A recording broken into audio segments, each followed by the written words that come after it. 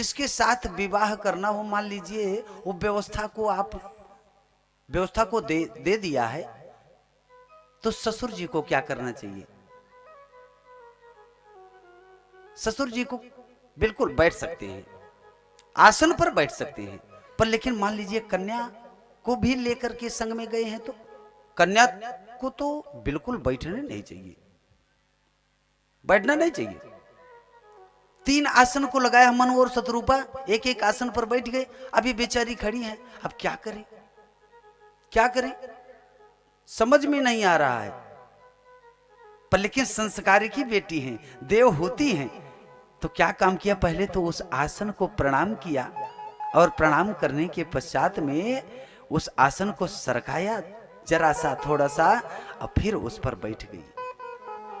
तब करदम जी ने कहा कि यह कन्या मेरे सुयोग्य है, अब हम इससे विवाह करेंगे। इस प्रकार से कहा, विवाह का प्रस्ताव रखा। बोले कि ठीक है, स्वीकार है। पर लेकिन एक बात है, आजकल का कैसा नियम है, माताएं पिताजी से कहती हैं, सुन रहे हो, हाँ, अरे आज तो हम बहुत थक गई हैं भाई, क्या करूं, अरे वही थोड़ा बिस्तर लगा दीजिए हमारा, क्या करोगी, आराम करना है हमें।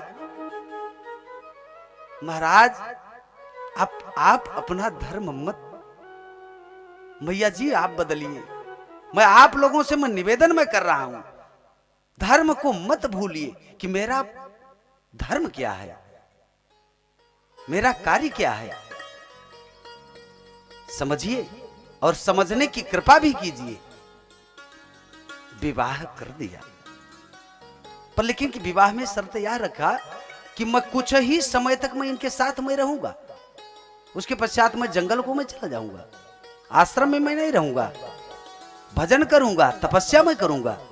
इस प्रकार से कहा। विवाह करने के पश्चात जिस प्रकार का उपदेश देवी मैना जी ने दिया था, किनको, भगवती पार्वती मैया को, वैसा ही उपदेश आज कौन दे रहा है, शत्रुपा और मनु जी दे रहे हैं। कहते हैं, मानो बाबा जी कहते हैं, हरे करो हो सदा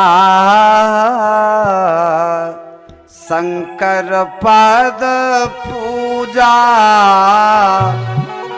हरे करो हो सदा शंकर पद पूजा, हरे नारी धर्म पति देव न दूजा, सदा शंकर पद पूजा, नारी धर्म पति देव न दूजा, करे हो सदा शंकर पद पूजा, नारी धर्म पति देव न दूजा, करे हो सदा शंकर पद पूजा, नारी धर्म पति देव न दूजा, आगे कई धर्म एक व्रत ने माये, कई धर्म एक व्रत ने आये कई धर्म एक व्रत ने कई धर्म एक व्रत ने काय वचन मन पति पद प्रेमा, काय वचन मन पति पद प्रेमा, करे हो सदा शंकर पद पूजा, नारी धर्म पति देव न दूजा, नारी धर्म पति देव न दूजा,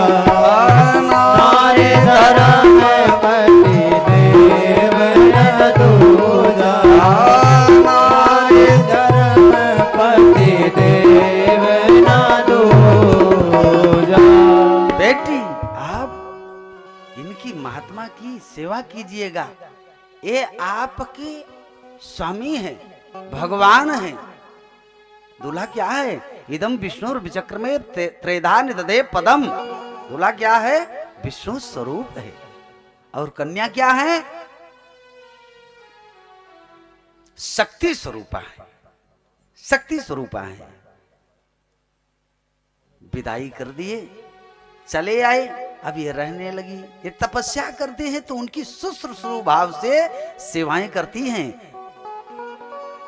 मैत्रेय जी महाराज जी कहते हैं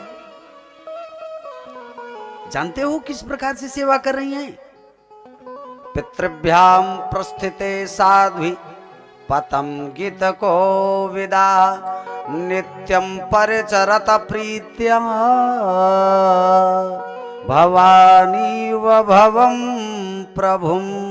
जिस प्रकार से देवी पार्वती जी बाबा शिव जी की सेवा करती हैं और उनके कथनानुसार से प्रत्येक कार्यों को करती रहती हैं, वैसा ही कार्य कर रही हैं।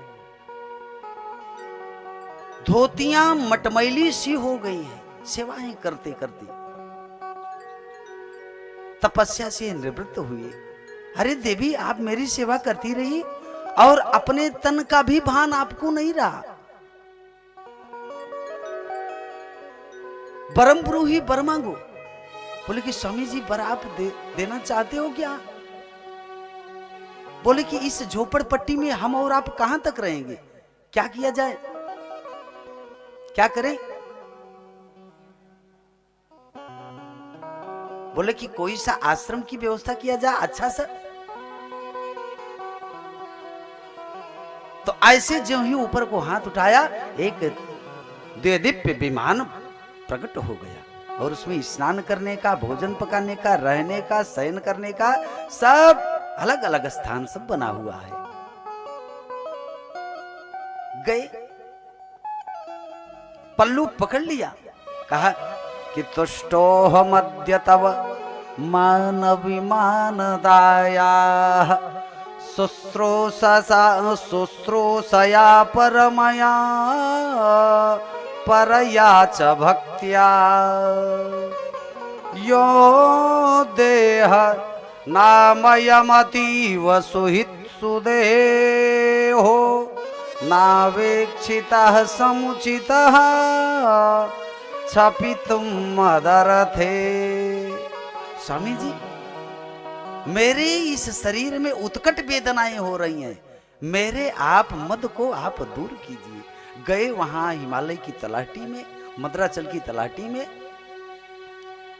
रमण किया और रमणोपरांत 9 कन्याओं का जन्म हुआ। मानो नवधा भक्ति का जन्म हुआ। और प्रत्येक ऋषियों को अत्रि, वशिष्ठ, इन ऋषियों को प्रत्येक कन्याएं ब्याही। उसके पश्चात अब जाने लगे जंगल को। करदम जी पल्लू पकड़ लिया, बोले कि क्या बेटी से मेरा जीवन निभने वाला है, पार होने वाला है, तो क्या करूं? बोले एक संतान की प्राप्ति आप मुझे करा दो। इस प्रकार से जब निवेदन किया तो चलिए ठीक है। निवेदनोपरांत पुनः जब रमण किया तो कपिल भगवान का जन्म हुआ। बोलिए कपिल भगवान की जय हो। कपिल भगवान का जन्म हुआ और जब जन्म हो गया तो ये करदम जी जंगल को चले गए। करदम जी जंगल को चले गए। कपिल मुन भगवान जब बड़े हुए तो अपनी मां को सांख्य शास्त्र का बोध कराया है। सांख्य शास्त्र का क्या मतलब है? मां के गर्भ में कैसे जीव आता है। देखिए, मां के गर्भ में कैसे जीव आता है। जैसे जब संसर्ग जीव करता है तो पहले मां के उदर में एक बुदबुदा सा कुछ बन जाता है, उसके पश्चात में अंडाकार हो जाता है और अंडा जब फूटता है तो वह शिशु के रूप में परिणित हो जाता है और उसमें निवेदन करता रहता है भगवान से, हे नाथ इस गर्भ से मुझे बाहर निकालो। और जो ही बाहर निकाल देता है तो ही भगवान को व्यक्ति भूलता है। ध्यान दीजिएगा, इस जगत में कौन कौन किनको किनको भूलते हैं जानते हो? सर्वप्रथम में कौन भूलता है व्यक्ति को? व्यक्ति किनको किनको भुला देता है? सर्वप्रथम में भगवान, उसके पश्चात गुरु, उसके पश्चात माता पिता। यही तीन भूलते हैं और बाकी सब स्मरण रहता है। और श्रीमतियां जी अगर घूंघट बना करके ऐसे कहेंगी,